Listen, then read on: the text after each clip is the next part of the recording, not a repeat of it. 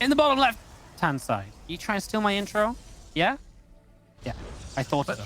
Shh, no, it's my intro. Bottom left-hand side, our blue Piranhas player from Exxon Esports. It's Gerald.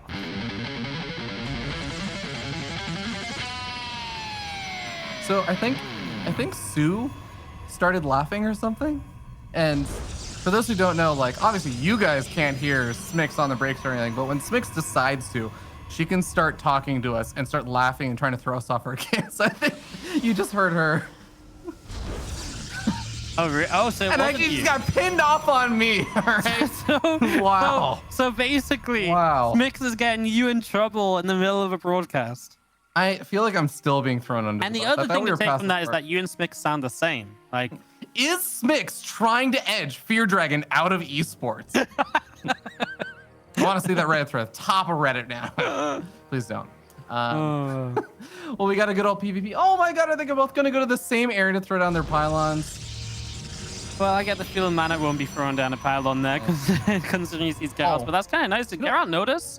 Hey, if you didn't notice. Scout. That's like the best scout is when the probe just barely inches by and you have that on the minimap. Even if MaNa doesn't immediately notice, yeah, you can react to that. And Gerald might actually throw up his production there. Yeah, I think he's going to. There's no other reason you would keep the probe in the top left-hand side. So he's going to drop a Stargate, and MaNa is on his way back to double-check that. Whoa, this is just Gerald. He didn't see the probe, right? In the moment that the probe saw the pylon, he didn't see it. It might have been out of vision because his own probe was a bit further up. I'm not sure, but yeah. Now MaNa scouts the Stargate without revealing the probe again. I love that MaNa was just so careful about that. Because, yeah, the art of war, information is a resource here. You don't need to let Gerald know he's been scouted. You don't need to let Gerald know that MaNa's going to be hyper prepared for this. He's even going to send those two stalkers across the map. The Stargate is not finished yet, so will they be able to get there in time to depower the Stargate before an Oracle will pop out? It's a bit further away. It is a bit further away than that last PvP we saw where Showtime tried to do the same thing. Yeah, it's gonna be... The thing is, there's no probe nearby to rebuild a pylon or anything, though, right? There's one on the left side, but yeah, it's gonna be a little while away, so it's gonna be tough. The Oracle's gonna Chrono Boost as much as it can, and I want to say it doesn't get out. I don't think so either. Yeah, this is... Oh, that's gonna be so frustrating. I only say this because every single time I feel like I'm like, yeah, the Oracle's coming out, Chrono Boost is good, and it never gets out. So past experience pays off for me here, as we do see the probe will go up, but that's obviously a massive delay on the Oracle. It will eventually get out, but it gives MaNa A, information, B, a huge amount of preparation time, and that's obviously not good for Gerald. That actually also supply blocked Gerald. He did not have a pylon or even a Nexus or anything on the way, so his pylon starts even later after he's supply blocked. I actually think Gerald may have been close to getting supply blocked anyways, and that pylon completely sealed the deal. That's actually so frustrating there for Gerald. Yeah, this is a little bit rough, as he obviously ends up taking an expansion a little bit later than MaNa does. That's obviously not great either, as these stalkers, I mean, they're just going to show up and put some pressure on. Gerald is not set up to really deal with this, so he's going to have to probably cancel the natural, right? I mean, these stalkers just can't fight this. If you cancel the natural, then you're even further behind, and oh no, he takes a big shot on his first stalker too. This is bad, even with the warp, and he's behind on stalkers. This is horrific right now for Gerald. He's still waiting for that next pylon before he... Oh my god, he's just heavily supply blocked right now, Wardy. There's literally no pylon on the way. He finally starts one up. MaNa doesn't know this. He has no way of knowing how badly Gerald was supply blocked, but if he did, he could have just sat there. He could have just stuck around. Yeah, this is like... I mean, MaNa just... It's hard. It's impossible to tell that mistake's been made. The Oracle gets in for 2 kills, which is a consolation prize at this point, as MaNa will realize, of course, the Stargate has been repowered, so he'll go and take that down, and that's going to be another pylon drop from Gerald, and guess what? That's going to not quite supply block him, but it's going to put him pretty darn close to one. I actually think because after that Immortal pops or the next Pro pops, there's going to be more production, and I think he's going to be supply blocked in a second. Yeah, he will. Like, if he doesn't start one up immediately. All right, Forged Twilight, he has not realized just yet. I mean, he builds a shield battery too. Yeah, he's gonna have the Nexus finish him before pylon kicks in at this point. Yeah. Oh god. You know, I really do feel like it's so unfortunate because Gerald has played so well throughout the group stages. My god, like this kid has really proven himself. And it's just so strange. I feel like the pressure of just knowing this is the last day of these groups. This is like one of those big opportunities again to just get into a better standing and everything, get better matches.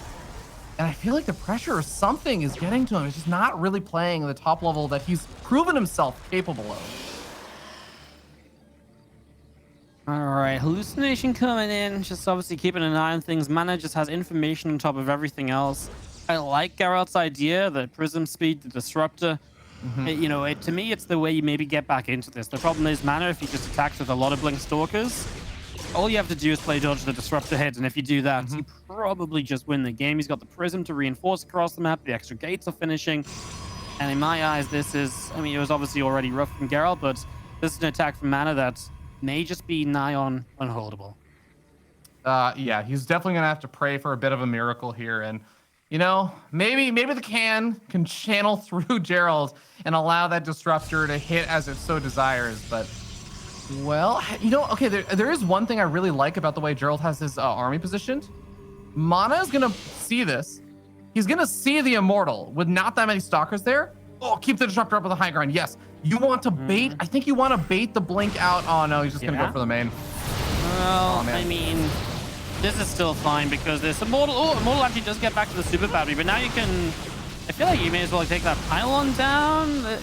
Okay, I don't like how MaNa's approaching this. I feel like MaNa could have maybe done a bit of a cleaner job here, but it's probably still okay. Blinks in for the Immortal. Good news is the next disruptor shot is out.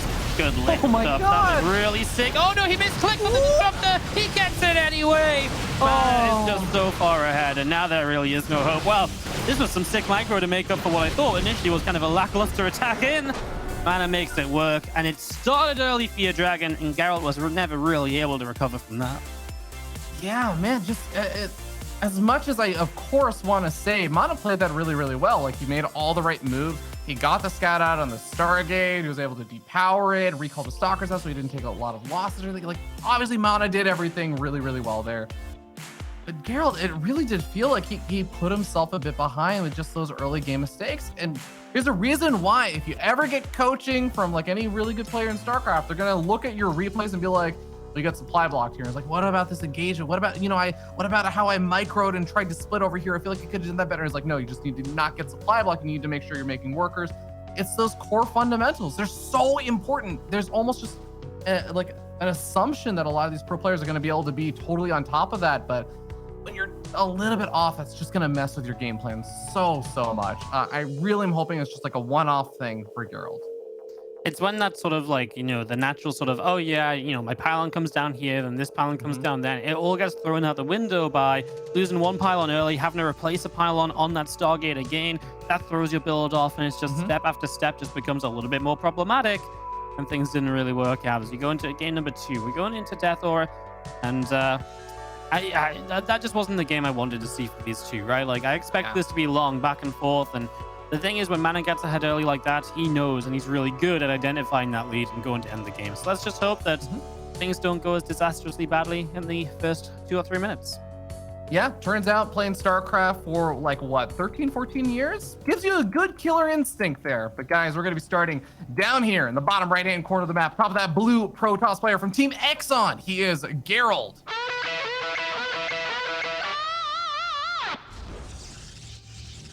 And the top left-hand side, our red Protoss player from Team Liquid is MaNa.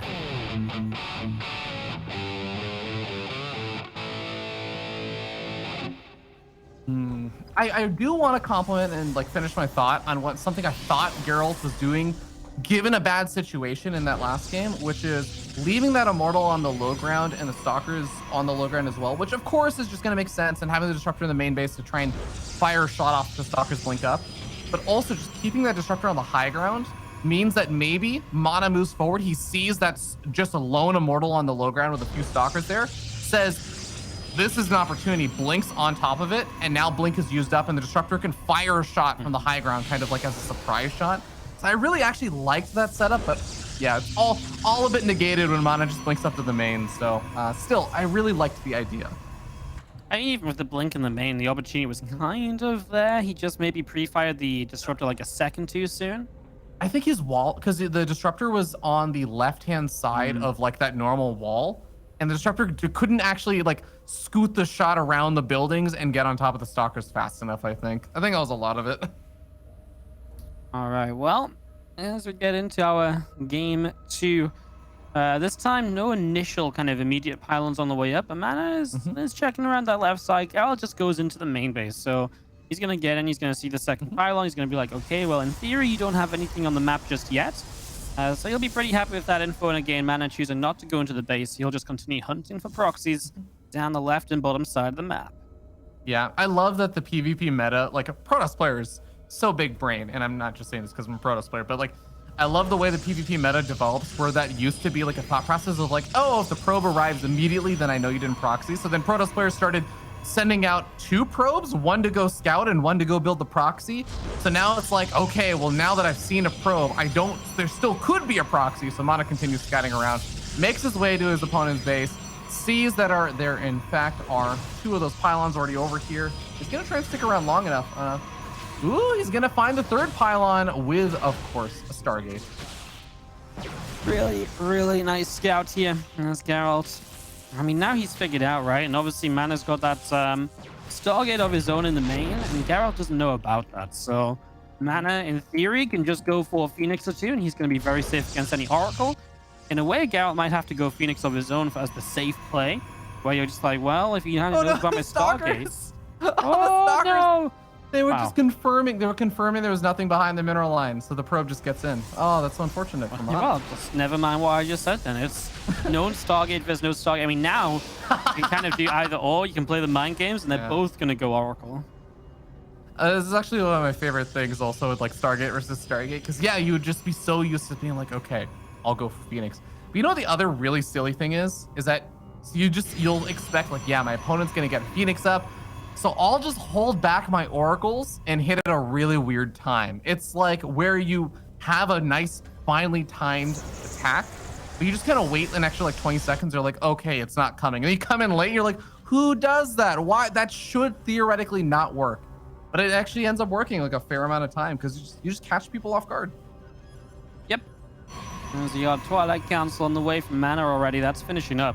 So that's really big because his tech's just faster here. Gerald's got the money to build tech structure. He just took a little while to do it. So he's going to put his Twilight Council on a little later, and that just maybe gives MaNa an edge on the blink timing. Because MaNa is also going to be more adventurous with his Oracle, so he might be the first to do damage.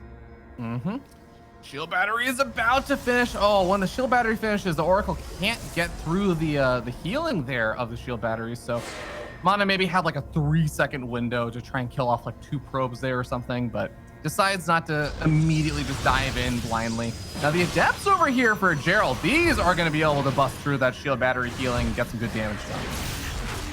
Nice little stasis ward. Kind of catches a Stalker. It's actually going to allow the Adept to survive as well because the other Stalker gets body blocked by that stasis one. That was actually a nice little way to save an Adept. Not an Adept super crazy. New stasis in the main, going to just force a Pro Pull.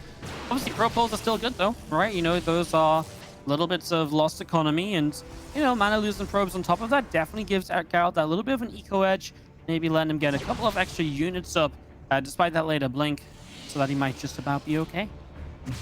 Yeah, MaNa tries to move in with his own Oracle to the main base. He doesn't quite end up seeing the Twilight Council and the Forge chroning out +1, but I think he might catch it this time as he moves on forward. He can probably have made that assumption. This is like a pretty typical follow-up to get up your Twilight Council for blink, and you do usually want to get up your +1 around this time. So MaNa gonna be in full information mode over here.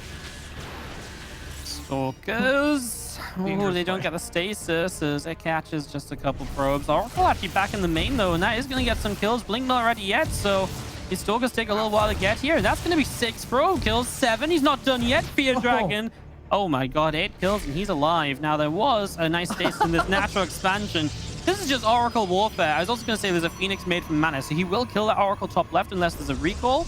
But yeah, this is kind of crazy. The recall works. Oh my god, the Oracle gameplay has been intense.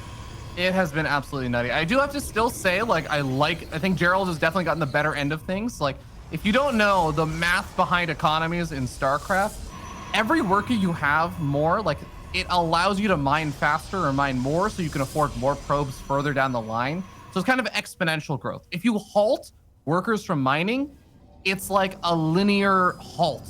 in the amount of resources coming in. So you can immediately resume, and you just resume all the the growth of your economy immediately. So killing workers always better than just halting them out.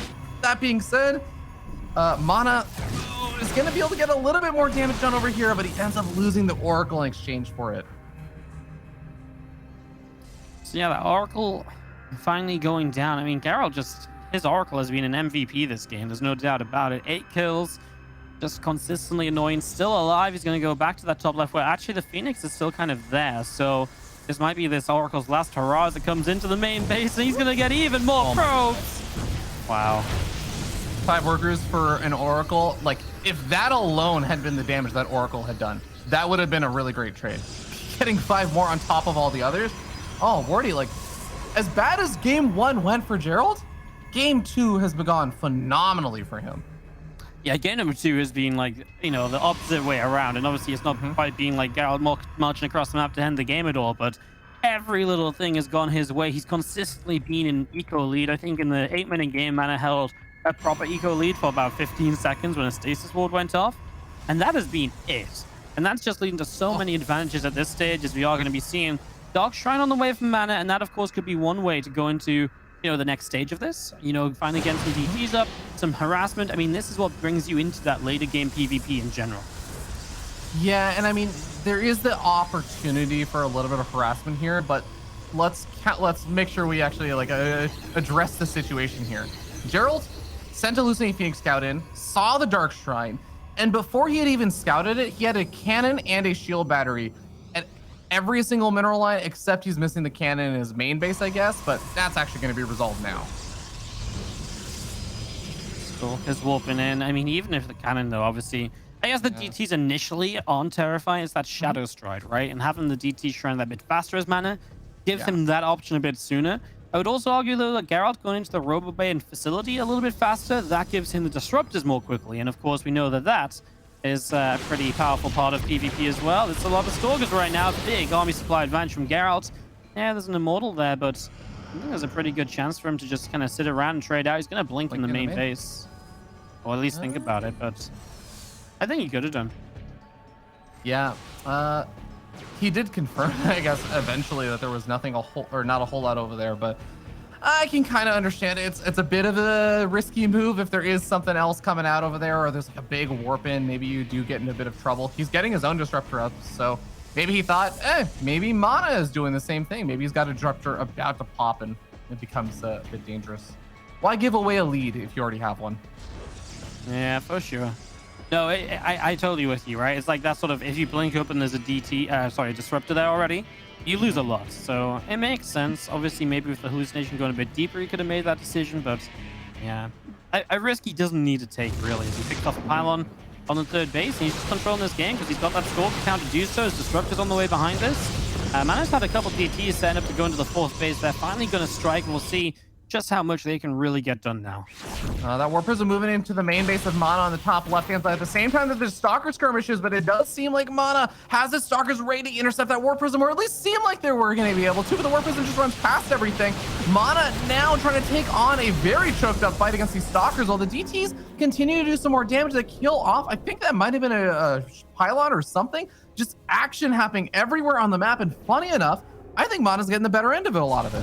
Can you believe that Phoenix has just been AFK from chasing an Oracle that recalled away, killed the Prism? That's crazy. This fight up here is actually really nice, but of course on the bottom side, the DTs are killing Disruptors, as you were saying, and that's a pretty big deal as well. He will just about kill off that Dark Templar. Honestly, I would have really liked this for Gerald if that Prism had survived. MaNa is very lucky that he just kind of forgot about that Phoenix. Because Gerald just kind of, thought he got his just Warp Prism away. And yeah, then that Phoenix just got the kill. That's maybe the most comical part of what just happened in the last 30 seconds. Yeah, and there was a lot of really strange things happening during all of that. But it's so funny. I mean, I'm just not used to seeing Disruptors on hold position. Usually they'd at least run away from the DTs and make it harder. But here we go. The Disruptor over here from MaNa is going to be able to get the shot off first. It does manage to actually skirt across a couple of those Stalkers there, but Gerald still has a far superior army here for at least a little bit. He just has more Disruptors ready to go, right? And that really counts for a lot in this sort of fight. A new Disruptor just showed up for him, and it's going to force a blink back, and that had to come in right there. Super Battery putting some work in. 4 Stalkers to the Disruptor shot. Hey, this is really nice because Gerald's controlling this base and he's getting probes for it as well. He's going to start making his way away. The disruptor kind of turned. I don't know if it could have continued to the right side to block the immortal off. Yeah, it's either that Gerald was predicting that MaNa would move further forward or something, or he did the giant I boxed my army to grab my disruptor shot. Yeah, it could have been that for sure. We've seen that one enough times. Well, MaNa has been able to at least keep his third base alive. He didn't get broken there, even though he took some losses, but he still got a decent number of workers. I mean, 72 workers for 4 bases is definitely not too shabby. I guess now 71, but the Stalkers are going to find all the disruptors over here. They don't even have Blink on off cooldown, so he can just snipe off 2 and get out. Yeah, now he's going to be able to blink in for a few Stalker kills, but losing disruptors is obviously way more meaningful as well. MaNa just catching some Stalkers of Gerald, and I don't think Gerald can really continue pushing in here. There's no way, right? Disruptors to zone him out, and MaNa's doing a great job of turning this around from what was very Gerald dominated. 8 DTs just walked in though, Fear Dragon. They're going to run up the left, and all the attention is on this right side. Oh, Stalker's blinking away for disruptors. You can't spare attention to go somewhere else. The cannon's gonna get sniped off. There's a second cannon over there if MaNa realizes he can train a shield battery overcharge, but honestly, shield battery overcharge only does so much. MaNa's sniping off some disruptors on the right-hand side though, and Gerald is down to just 2 disruptors there now, and those DTs are eventually cleaned up. MaNa's playing a bit of a better game when it comes to these larger fights. The DTs really didn't do anything. I mean, that's the power of having Shadow Strike, because if he has Shadow Strike, he blinks on the other cannon, or maybe blinks on the units, and they just die so much faster. But yeah, not having that already, 8 DTs, to me is a bit questionable almost, because it's just such an expensive commitment that you're not guaranteed to do enough damage with, and you don't really have a way to back away and to save those DTs if there is an answer. Yeah, losing the War Prism is going to be tough there for Gerald as well. That's where he was doing a lot of this. The disruptors over here from MaNa. It's going to be the same situation, but inverse. We're going to have the disruptor shots going on off, though, and Gerald is going to back off, so he's not going to try and commit for that. I was going to say, actually, one thing that I kind of understand where Gerald was coming from with the DTs and going for the cannons is that you see 2 cannons there and you're like, okay, you probably don't have an observer here. That's your detection, is the cannons. But there was another observer over everything. So like in a different world, that actually can work out, but not in this situation. Hey, these DTs are causing some pretty big issues. Disruptors trying to protect themselves, but now MaNa finds an opportunity to kind of blink in, and he is killing more disruptors, and once more, MaNa just feels like he's getting such better trades out of this. He'll chase for every single disruptor. He's just making much better chances for himself. I really like it, and what was such a great early game for Gerald is just honestly falling apart as MaNa makes so many cool plays from this point on. Those are some nice disruptor attempts, but then he's going to lose one of them. Yeah, that is going to reduce him down to just 3. There are 2 more going to be coming on out. But man, Gerald, I agree with you. It really felt like he had such a stellar early game, but he is really struggling as we move into these later stages. And it's not that he's like making unbelievably big mistakes. It's just MaNa is making some really big plays over here. Now, that is a nice disruptor shot there for Gerald. And he's got to be careful with those DTs. DTs do not enjoy disruptor shots. No, they do not, as you have the couple disruptors going to be continuing through in production. I mean, I love the fact there's 11 Zealots being warped in at once from Gerald, because I really feel like that can do a lot. They're going to go up the right side as that's a big shot. Oh no! A second too late, not even a second. Gerald is dealing with harassment on his right side base. I mean, this has all come up during, everything else that's happened is MaNa is going to lose his left side base, so that's a base advantage for Gerald. Oh my god, what's happening, Fear Dragon? There's a flank on a flank going on. Stalkers avoid the disruptor shot as they blink on through. Oh, but he's FP'd his army because he's bringing the Zealots back around that were meant to hit that top side base and would have done oh so well. They're going to join this army. Let's see if they can find some value for having turned away from their initial target. 7 skirmishes all happening all at once, but finally it does all condense down to this one big fight here in the center. And we see at the end, Gerald has been able to maintain that supply lead. Even as things were looking a little bit dicey there for Gerald, it was just dicey because he didn't have nearly as many disruptors left alive. He was taking so many losses there, but he still had a bit of an army supply lead. Now he's also got a bit of a worker supply lead. He's got more bases, and things are actually looking pretty good for him in the disruptor counts, 4-3. Gerald, he's really been able to re-seize momentum here. Yeah, he's in a pretty good spot. That's for sure, as these Zealots kind of try and figure out where to go. And the supply difference now is just huge. Even if these Zealots just run in and kind of trade out, I think this is somewhat okay because it's taken up so much army attention while Gerald is going elsewhere. I mean, Gerald can actually just swing in on this left side and just clean this army out. But not if he walks into disruptors. I mean, that's always going to be the biggest threat. I mean, the idea still stands though, right? If he makes his way over here, he's got the better army to just chase these stalkers down and to take a good trade. He actually picks a couple observers off too, so DT is becoming even more viable all over again. And there's even more zealots, I believe, about to show up. And I actually said it a minute or two ago, but I really like the big warp ins of zealots, and it really feels like they've made a bit of a difference in these fights. As MaNa types GG, and we will get ourselves going to a game 3 here for your Dragon for the first time tonight, if I'm not mistaken. Yeah, first game or first series that we're gonna get going to game number 3, guys. We are gonna go to a short break to give these players a bit of time to think about what they want to implore in that third game. So we'll see you guys in just a little bit.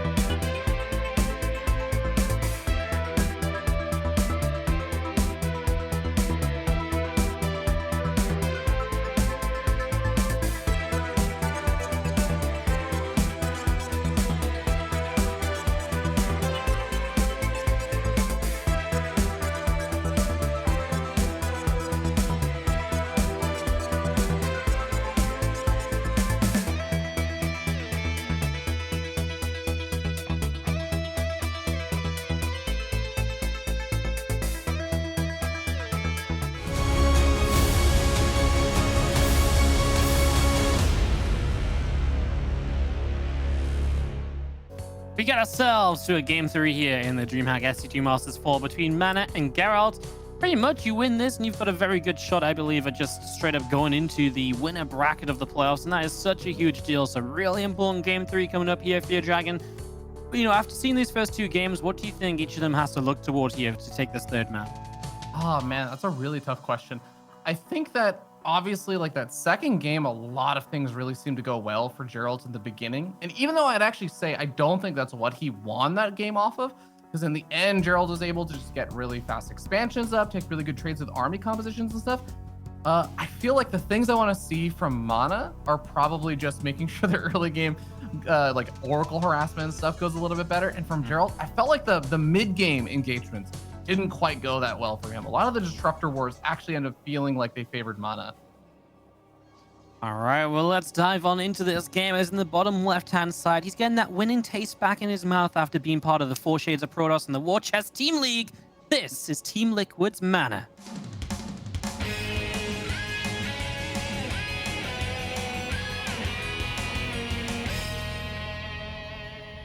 Were those shots fired at my team? Starting up totally here at the top right. I know. Up here in the top right-hand corner of the map, we have the blue Protoss player. He is Gerald from Team Exxon.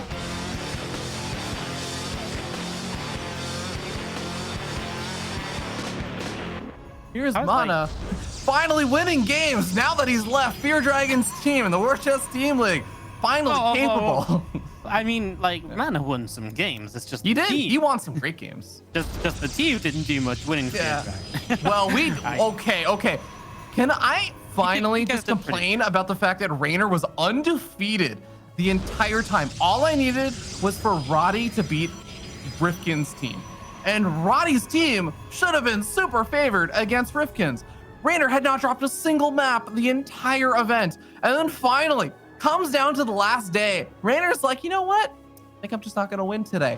Wow, that should not have happened. Like, oh my God, I was so angry. I was so angry at Roddy's team. You know, it's unfair because actually your team did do really, really good. It's just, yeah. I got a flavor in my mouth for kind of picking on you guys a little bit, and I just felt like I missed out. I didn't get to throw out all the banter like you guys did every single week. I know. So I just had to join in somehow. You could have done what a lot of other people did and leave mean YouTube comments. Wow. I mean, I don't usually go through YouTube comments, but I did go through the draft pick YouTube comments. And my favorite comment was someone saying like, man, I can't believe Rotterdam is just being so rude to Fear Dragon during this team draft. I saw this isn't the best part. The best part is I see that there's one reply and I click in and it's Rotterdam responding, be like, mate, I don't think I was that rude to him. You know, I felt like I was actually being really respectful to him. I'm like, oh my God, Roddy, why are you here? Why are you arguing with them? That was so funny because it was actually true as well. Roddy never said his bad thing about you. I know. He was the only one that didn't say anything mean. I know. To me. You know, it kind of reminds me of a game of Among Us. Everyone's like, you're the imposter. And the imposter's just over here like, wasn't me. Oh man. Well, quickly want to touch upon this game since we finally are getting to that stage where a few interesting things happen. Gerald lets the pylon finish, which I think I usually say is a mistake if it's not like a double adept opening. If it's a double adept opening, then I can kind of see sometimes that you're like, oh yeah, like I'll wall you out from your natural. You can't send a probe down there to expand or anything. Makes it a little bit awkward, but I'm not sure if that was a mistake or if he just wanted to confirm it was double stalker. Yeah, I won't lie, I didn't quite catch it properly. I was memeing with you too hard, so. Yeah. But really kind of similar openings, right? Both going Stargate with this Oracle, and honestly, after that last game, I kind of prefer this for Gerald because he just killed it with the Oracle, and MaNa did okay, but I mean, MaNa's Oracle wasn't bad. It's just, you know, Gerald's Oracle was so good, it made MaNa's Oracle look bad. And okay, here's the thing though, is that I think MaNa should be able to look at that game and be like, oh my God, I can't believe I let that happen. And part of it was that he was, as we saw when we looked back, getting the crazy, crazy good stasis. So he was looking at his own Oracle, and that's actually what kind of threw him off there. But Oracles pass by each other, but MaNa has his Stalkers in position. A Revelation thrown out at the last second before the Oracle goes down. So maybe MaNa's Oracle doesn't get to immediately sweep on in and get damage done. But my God, that's like the dream right there. I mean, turns out this game, MaNa's Oracle is probably going to be better than Gerald's. It turns out an Oracle that's alive and can kill at least one thing will be better than the Oracle that's dead. Yeah, I mean, when you put it like that, it might seem quite obvious. No, I'm with you. Sorry. I'm memeing on that. I'm not memeing on you. I know, I was just joining in. Hey, some results here, by the way. If you look on the right side, Clan getting up to 6-1 is pretty nice for him. Obviously, Gerald and MaNa still playing. Looks like Sol and Kukra finished up as well. And I think Harston must have beaten Skillers there to put Skillers down on 4-3 and Harston to improve to 4-3 as well. So Big win for Harsum. It just isn't enough to get him into playoff contention. But it does mean, I think, that whoever loses, he is at least guaranteed third in the group. Yeah, I think that is absolutely true. So will be a pretty cool game to see finish up over here, as it is again tied up 1-1, and this is the map that decides who's going to be getting that slightly better seed there. All right, well, very similar game apart from that Oracle going down, right? And I actually like this decision from Gerald to actually remake the Oracle. Like I feel like this doesn't get done nearly as often as I would like in PvP, or just in general, like where you lose the Oracle and it's the only scout that you really have to continue Revelate. You still have the Stargate. You see players be like, okay, well, can't afford to make another Oracle. But yeah, just the delayed second Oracle, I actually like it. Yeah, because the sort of thing that A gives you a lot of vision, and obviously B, like maybe it does just show up and kill some pros because MaNa wasn't expecting it. So I'm kind of with you. It's definitely a cost, but it can be very worthwhile at the end of the day. So I like it to Fear Dragon, as we really are Eternal Empire getting into that point where we're just going to see a lot of Stalkers, eventually into Disruptors, I think. And you know, Showtime kind of said it in his interview after the last series. It's very hard to kill someone on Eternal Empire. So even if you're ahead, like MaNa kind of was and kind of is, it's very hard for him to just come across here and be like, right, Gerald, you die now. You know, even though I've got a fast third base and everything, Gerald will probably still get to Disruptors here. And that means games can turn around. Yeah, it is worth noting though that with not only just, you know, faster third base and everything, but the robos being timed out evenly, and MaNa is going to be getting a blink a little bit later. That's like the only real downside, but once blink finishes, it's not going to matter that much. I guess there's also the +1 weapons that's worth talking about. It's a fair bit further ahead there for Gerald, so maybe there's some magic that can happen around the time the +2 weapons will end up finishing. Yeah, that's a really good one to point out, because it really is going to be influential, I think, in these fights, right? And it gives him some timings, so maybe there is some opportunity there. He is just so late on that third base that I'm a little worried that +2 just won't matter if he's behind like 20 supply, because you know, he's just not been mining as much, right? Especially as MaNa goes straight to charge. He really kind of suggests, as he catches this Oracle yet again, but yeah, going straight to charge kind of suggests, hey, I'm gonna make like Zealot, Stalker, Immortal. I'm gonna kind of try and fight. So yeah, it might not come down to upgrades at all. It might not come down to Disruptors at all if MaNa can find the way in. But once more, that is the difficult thing to do on Eternal Empire. Yeah, and we do see the Robotics Bay coming on down almost immediately when that first Robo finished up there for Gerald, but MaNa's holding off on that for a bit. He's getting up his charge upgrade, adding on a couple of gateways. He is getting up his cannons and stuff to prepare for any DT run-bys or Zealot run-bys, etc. that could be coming on out, but it really does seem like MaNa, I would think, like, you have a faster third and stuff, you think, oh, well, better economy, I'll wait for this to pay off and just continue to just expand and get into a better position. I do wonder, though, if you're not going to go for the Robotics Bay and start adding on the Disruptors, that usually, to me, feels like you're going to try and make something happen sooner rather than later, right? Yeah, I think MaNa has to go soon, right? Like, as charge is done and +1, I'd be very surprised if MaNa was still at home. You know, for me, this is get on the map, harass around a little bit. You know, he's already got the Warp Prism out, so he's ready to go across. He'll take an extra base. He takes an extra Stargate. So he's actually going to play Phoenix against the Disruptors, which is a bit of an older school way of dealing with this.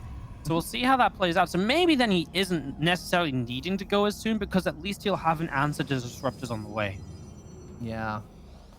Well, that is going to be a nice way to try and deal with this. And shutting down the Hallucinating Phoenix Scout is actually really nice over here, because Gerald will have no way of knowing that this is going to be the big Phoenix follow-up, since the first Phoenix is not even really out on the map and about just yet, and hasn't had a chance to scout that second Stargate. So we'll see if MaNa can capitalize on that. He is moving out with just the Stalkers. This is not like that aggressive push out or hinting at with the Warp Prism moving in, warping a bunch of charge lots, getting the Immortals out there. This is just the Stalkers poking and prodding, and just maybe got to be a bit careful about stasis traps that were thrown down earlier. But with the Oracles both sniped off, he doesn't have to worry as much about that. Yeah, these Zealots in the natural are pretty nice. The Warp Prism takes the hit. The Oracle will get a stasis on just a couple units. I mean, obviously not really much achieved in the end, I guess. Nice try from MaNa, but better defense really from Gerald, and killing the Prism really takes away one of the threats that he's usually got to worry about. So that's nice. I'm just worried, not worried, but wondering about these Phoenix almost from MaNa, because yes, it's something we've seen before against Disruptors, but there kind of is a reason they phased out, and that's because, you know, we see this kind of mass stalker disruptor kind of army a lot more nowadays, and I think people really learned very well how to play with this army against Phoenix, and that's why nowadays you just see disruptor versus disruptor so much more frequently. So it's surprising to me that MaNa almost brings this back, right? Like, he sort of turns this around and says, right, you know what? I'm in a position here where I'm like, I don't want to play the regular game. I want to play the old school style and maybe see if I can catch him. I don't know if, like, can you catch him off guard with Phoenix suddenly lifting the disruptors? Well, kind of, probably, but does it work? I mean, it can, but So- I'm not convinced. That's totally fair, and I'm really interested to see how this all plays out, and I'm also interested to hear your opinion on just. I feel like it was not just about like Phoenix lifting up and everything that definitely got faded out. It was also just about having very heavy charge lot immortal compositions and hitting before your opponent got up to like crazy disruptor counts. At which point you do need the Phoenix to start lifting up and everything. But in a just straight up fight, stalkers get just slaughtered by charge lots, right? Zealots in a straight up fight will just kill a bunch of stalkers very easily because they do more DPS, they have more hit points, all that good stuff. But it is just when you do start getting the disruptors involved, but getting disruptors to hit the zealots without actually hitting your stalkers, it's a little bit tricky until you start getting up archons and everything. So I do wonder if there's like this nice little timing here where the Phoenix can handle the disruptors, make sure that whatever, you know, range units MaNa has alive are staying alive, and the zealots just collapse in on Gerald's army. I think there might be a little timing here that MaNa's hitting. Yeah, well, we'll see. MaNa gets supply blocked. I mean, it's not going to affect him all too badly. But these Stalkers of Gerald are way out of position. He's got no vision on the map. He has no idea where MaNa is. And that's obviously problematic, as yeah, these Stalkers are way out of location. The Disruptors are very much so on their own. They're going to start firing, but then the Phoenix are going to come into play. Now Gerald's like, oh, I don't have a way to really deal with that, because my Stalkers aren't here. So now the Stalkers have to pull back from across the map, and this ain't going to be pretty. Okay, well, the two disruptors finally, MaNa realizes that they are there, so he's going to be able to deal with those. There's just a handful of units. A lot of DTs warped in. The Oracle does not have very much energy for Revelation because it's 3 down stasis. There is going to be that single Revelation. He gets all of the DTs on the right-hand side, but there's still a few more that are actually walking straight past the army. MaNa kills off the base, though, and I mean, if the rest of this army is able to stay alive, I think this is actually still fine for MaNa to try and take this fight. He's losing a lot of Phoenix, though, right? And so the Spectrals are going to start dropping back down. I think he's going to be okay. Managed to keep on going through. Yeah, he's just about done it now. DTs are going to blink forward. Oh, Lord. No. And that's the problem, right? There's just not proper detection against these DTs still. So I believe an observer's flying across the map, but there goes the Prism. No more reinforcements. Gerald is staying alive, but he's not winning for sure, right? Like, he's lost that base. MaNa's got 2 more bases of his own down this bottom side. It looks like MaNa's style here has kind of worked out. I am worried because the Phoenix count has been reset, though, so those disruptors are a bit better. Once again, DTs get caught. That's bad, as well. Like I said, those Phoenix aren't in good numbers, so the disruptor shot at least does warn MaNa off. Well, with all the DTs, like you said, getting cleaned on up, that does mean that MaNa can finally push in and just have to worry about the disruptors. He snipes off one of them. The Phoenix not even needing to lift that one up, as I think the cannons also causing some problems there. Oh, lifts up that disruptor at the last second, is able to stop it. A lot of stalkers here for Gerald. Is it going to end up being enough as more charge lots come forward? And the charge lots can be very, very annoying to deal with. Phoenix continuing to lift up these disruptors, preventing the shots, and I think that one disruptor does get picked off. MaNa is breaking through, and again, MaNa just needed an even fight. He's getting an advantageous fight now, and he's already shut down mining at that 3rd base. It's now a 5-base Protoss versus effectively a 2-base. Yeah, this was honestly, this is still kind of close, though. You can even see right now, I think MaNa gets cleaned up at the very end of this, right? And obviously he's got extra bases, he's got a lot more probes, so he can rebuild no problem. But yeah, I mean, it was still close overall. It was just Gerald was not really expecting the Phoenix in the slightest, and you could tell even when he saw the army showing up, he's like, oh, okay, I'll just leave my disruptors to defend, and I'll send my stalkers across the map. Then the Phoenix showed him. He's like, oh, you've got a big answer to my disruptors right now. And that was the biggest issue of all for him, because that lost him his advantage. And I feel like that kind of lost him his chance in this game, as Nexus gets killed off as he tries to re-expand, not even a cancel, and Gerald is in a lot of trouble, as obviously MaNa rebuilding that Phoenix count, and this time it's just going to be a numbers game when MaNa realizes he can recommit in. Yeah, he's even added on a bunch of these High Templars to move across the map and join his army. These are going to be big, beefy, tanky boys that will potentially be able to absorb some of the disruptor shots and not just end up immediately falling. They're so thick, they're so big that they actually don't get hit by multiple disruptor shots very easily. They sort of naturally spread everything out. So it's gonna be pretty tough. We'll see what Gerald can make happen. He's got a handful of stalkers at the front, but honestly, I actually feel like it's just not enough to push back the Phoenix on their own. Nexus on the 12 o'clock gets taken down. Just again, this is the problem, right? I mean, if you can get cannons and batteries up here, this might be useful, but his Archons are only just morphing. I mean, if the Archons are part of the fight from the start, I'd like it a lot more. Here comes the Disruptors. The Phoenix will just commit in to lift up all of them, so not a single Disruptor shot's going to land, and then the Stalkers have to target fire down Phoenix, right? As one Disruptor finally gets through, but so much has already been lost here, Dragon. I want to believe with you. It's just not happening. Yeah, no, I'm definitely with you. I think that MaNa is looking a little bit too strong here. A really, really nice fight there from Gerald, but MaNa 2-1's his way to victory. Yeah, real serious though, right? I think